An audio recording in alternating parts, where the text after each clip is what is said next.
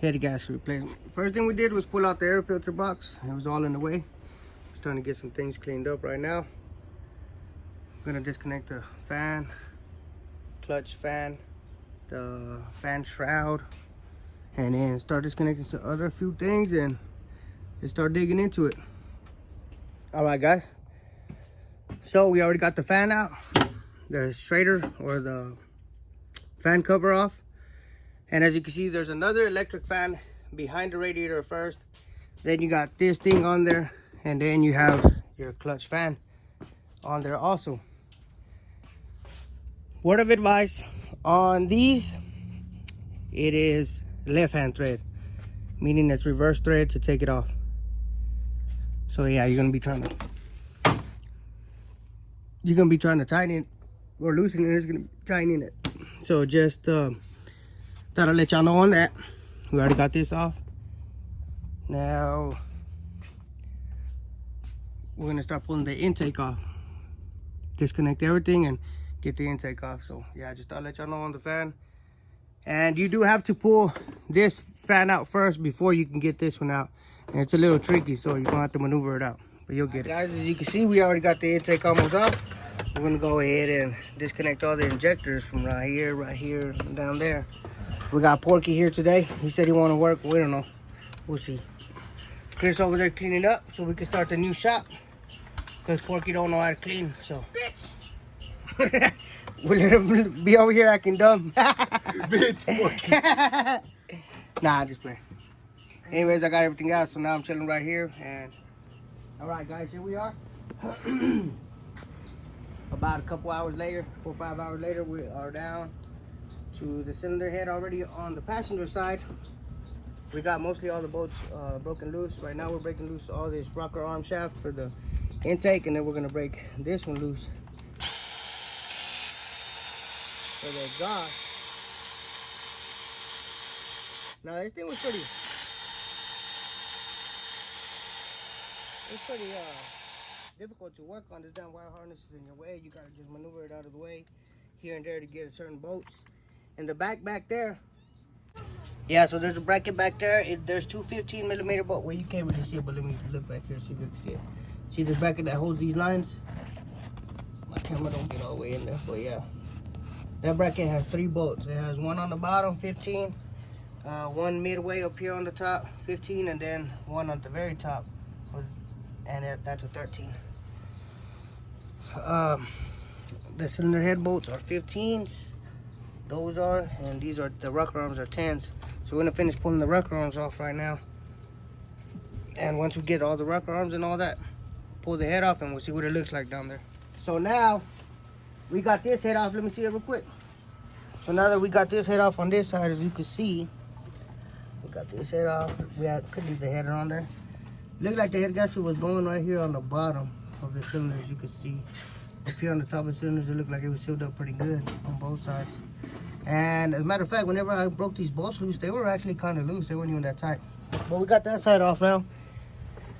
Now we got to do this side, but we had to pull the alternator that goes here because there's a little bracket right here that you got to get to take off the head and all that. And I think that's about it. I don't think we have to pull this whole bracket off. We're just gonna pull. I just pulled the alternator off, and then the power steering pump. The power steering pump, I moved it out of the way.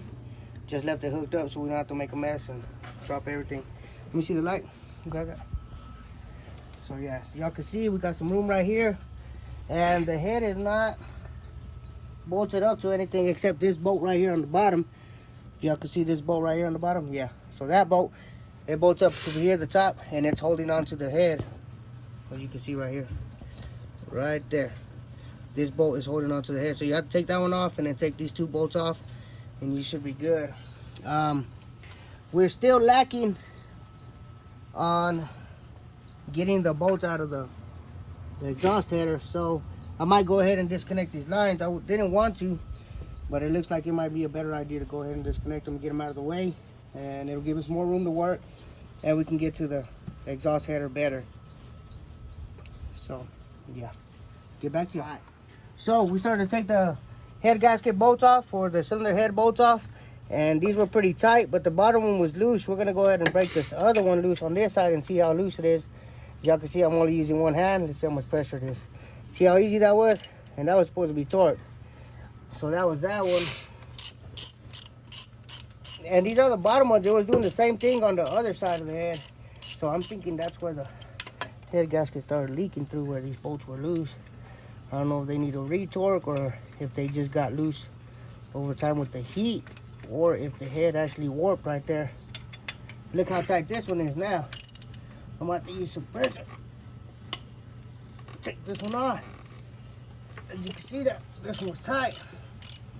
That's what I'm saying. Warn me down there that the head might be warped. But it's alright, because we're gonna take it to the machine shop and we're gonna get them milled anyways. Anytime you do a head gasket job, I wanna get the head milled, because aluminum heads always got they might always warp. And you don't want to put a warped head back on. Let's try this one now.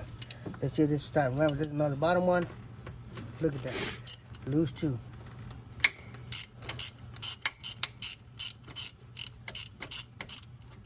So anyways, we're going to finish taking this head off. And we'll let y'all know how it goes and how hard it was and what y'all can do to get it done easier. Alright, ladies and gentlemen, we are done for today.